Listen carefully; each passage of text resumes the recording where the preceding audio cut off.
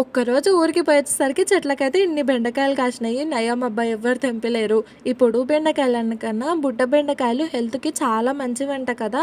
ఇంతకుముందు వాళ్ళు ఎక్కువ ఈ బుడ్డ బెండకాయలే చాలా వరకి తింటున్నానంట. బాగా పొడువుగా దుబ్బగా అయినందుకు అన్నీ ముదిరిపోయినాయి బెండకాయలు.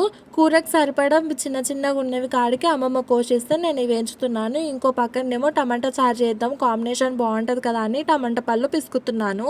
ఒకవేళ గట్టిగాన పనులుంటే మిక్సీకి 2, 3 విజిల్లు పెడితే అవే ఉడుకుతాయి. నేను బెండకాయ కూర చేయాలంటే ఫస్ట్ బెండకాయలను బంకతనం పోయే వరకు ఒక బాండిలో బాగా ఎంచుతాను. ఆ తర్వాత తిరగబాత పెట్టి అందులో బెండకాయ వేసి ఇంక ఉప్పు, కారం, మసాలా, కొత్తిమీర అవన్నీ వేసి కూర అయితే చేస్తాను. ఈ మధ్య అయితే నేను చాలా వరకు 8:40 లోపే వంటలు మొత్తం పూర్తి చేస్తున్నాను. ఎందుకంటే తాత 9 లోపే వచ్చేస్తున్నారు అన్నం తినడానికని. ఇంకా తాత వచ్చినప్పుడే అందరం కలిసి కూర్చొని అన్నం తింటాము.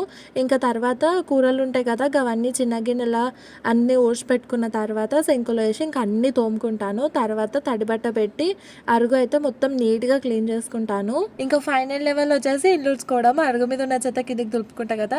ఇంకా లాస్ట్‌కి ఫైనల్ లుక్ అయితే ఈ విధంగా ఉంటది. చాలా సాటిస్ఫాక్షన్ అనిపిస్తది. పానము కిచెన్ అంత నీట్‌గా చూస్తే. ఇంకా ప్రశాంతంగా వచ్చి టీవీ ముందలైతే కూర్చుంటాను. రీసెంట్‌గానే డిస్కవరీ ఛానల్ ఏయించుకున్నాను. నాకు చాలా ఇంట్రెస్ట్ అనిపిస్తది. ఇంక ఇంతేనండి మినీ బ్లాగ్. వీడియో నచ్చితే లైక్ చేయండి, సబ్స్క్రైబ్.